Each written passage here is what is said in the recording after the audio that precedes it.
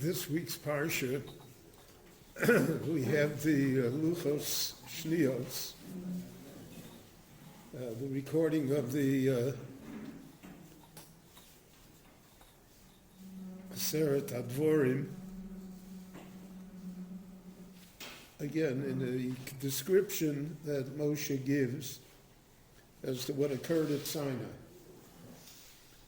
As we have seen in Chumash Dvorim in other places, it doesn't match exactly what it said previously. We saw in last week's parsha, Moshe spoke about the Meraglim. So he said, the Jewish people came to me, Vatikavun elai kulchem. In Chumash Bamidbar, it said that the Rabbon Shalom told them, Shlach lecha anoshim. So that has been discussed at great length by all of the Meforshim. What the difference is here. When it comes to the Aseres Advorim, so then the problem is, so to speak, compounded. Because what did it say? And what was written on the Luchos that Moshe brought from Sinai. So we're all aware the major difference that exists in Shabbos, where in Parshas Yisro it says, Zochor es Yom HaShabbos l'kadsho, and here in vaeschanan it will say, Shomor es Yom HaShabbos l'kadsho. So the Gemara says that Zochor v'Shomor was b'dibur echad. Mashe apeh eino yochol lahagid, v'ozen eino yochol lishmoa. It was a miracle. Well, God can say two words at the same time. But we are unable to do it, so therefore it was split. But again, in the recording of Shabbos there, the continuation is also slightly different. L'man Yanuach, the words are not exactly the words that were in Parshas Yisro. So there are those that say that there was a difference between the Luchos Rishonos and the Luchos Shnios.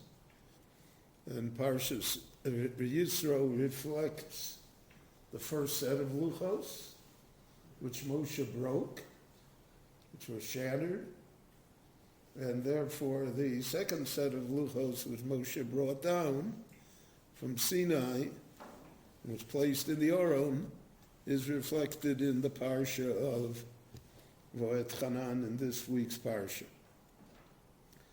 However, there are many that are not willing to accept that, and therefore there are myriad explanations and reconciliations as to why the Torah would have allowed for a different text to be taught because of the fact that that somehow violates the principle of the Torah, the truth of the first text.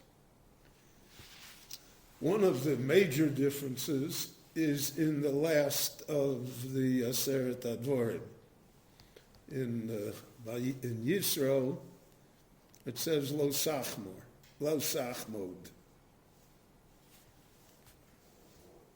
Here it says lo tisave. Now, the Gaon of Vilna pointed out to us in many places that there are no synonyms in the Torah. There are no two words in the Torah that mean exactly the same. In fact, he said that it applies even to Lashon Kodesh, to Hebrew. Hebrew is an exact language. Now, we're accustomed in English and in other languages that there are many synonyms, many words that one can choose to express the idea, and many times the words have exactly the same similar meaning. But that's not true in Torah. So what is the difference between lo tachmod and lo tisaveh? Because apparently, as I've just pointed out to you, they are not exactly the same. There's a nuance of difference. So for this, we have to go back to Gan Eden. The first time these words in a different form appear, that the Eitz Hadas was Nechmod Lamare v'taivo hi leinohim. So what does that mean? The fruit of the Eitz Hadas was Nechmod, that's lo sachmod, and the taivo hi leinayim, that's lo tisave. So the Meforshim there discuss it. And there's a general rule here, which is true in life. I would like to own a house in the Hamptons, or in Caesarea, or in downtown Tel Aviv on the 72nd floor. That's called lo sachmod. I don't have a particular house in mind. So that same thing, chamor reyecha. I would like to own a lot of donkeys. I see my friend has a lot of donkeys. I'd like to own, he has a lot of automobiles. I'd like a lot of automobiles. He has a very attractive wife. So that's a general statement. It's not particular as to anything exact. So that's what the Torah means, that the pre of the Eitz Hadas was nechmod leinayim. Generally, it looked great. It's like somebody, you view a beautiful forest or a beautiful range of mountains. Or you see a general scene of something. So that generality makes an impression upon you. And because of that impression, I'm able to have a desire to have that. However, taivo hi leinayim is particular. It's not that I want a house in the Hamptons, I want that house. I want that apartment. It's particular. It has within it an object. And therefore that's a different type of wanting. That's not lo sachmod anymore, that's lo sisave. Lo sisave is more objectionable because it has this object. It has this person, this animal, this wealth, this automobile, whatever. Now the Gemara found it very difficult because of the nature of human beings. How is one over on lo sachmod or lo tisave? The Torah, we don't control our minds. We don't control our imaginations. The Geras HaMusar of Yisrael Salanter begins by saying that our minds are a roaring river that we cannot turn off. And we all know that to be true. So how can the Torah say, don't, when that's against physical human nature. The Torah is lo nitna Torah l'malachei ashoris. The Torah was not granted to angels, it was granted to human beings. And in being granted to human beings, it has to take into account how human beings behave. So it has to take into account how our minds work. So how does the Torah say lo sachmod? So the Gemara wrestles with this problem and comes to a technical solution. That really, whatever you think, you're not over on lo sachmod or lo sisave. You're only over on it if you do something about it. So for instance, if I steal that automobile that I wanted, so then I'm, so to speak, guilty of two crimes, of stealing and of lo sachmod, and of lo tisave. Because then I did something.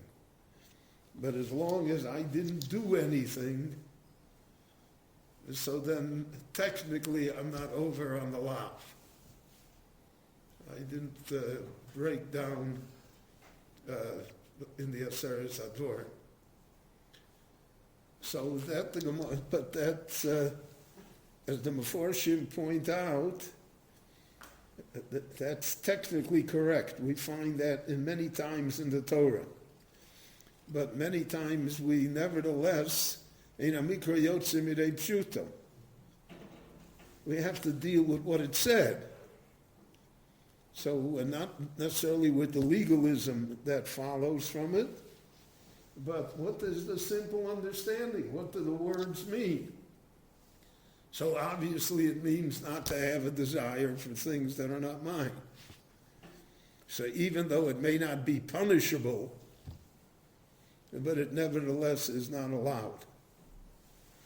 So here we have an example of the Torah setting a bar, sets a line. This is what we want to achieve, that with lo sachmod, nevertheless, we realize that he can't punish a person if he falls below the line, but we should know that the line is there. And that's the difference between lo sachmod and lo tisave, has to do with how particular and detailed the matter will be. So there are many questions that arise from this. Can you go window shopping? Which is the favorite sport of many.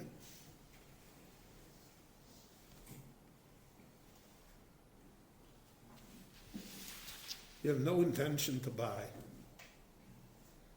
You have no money to buy, right? I go window shopping in Tiffany's or in an expensive jewelry place. I don't have money to buy there. So technically I'm entering the realm of lo sachmod, of lo tisave, because of the fact that, oh boy, I wish I could buy that. I wish I could have it.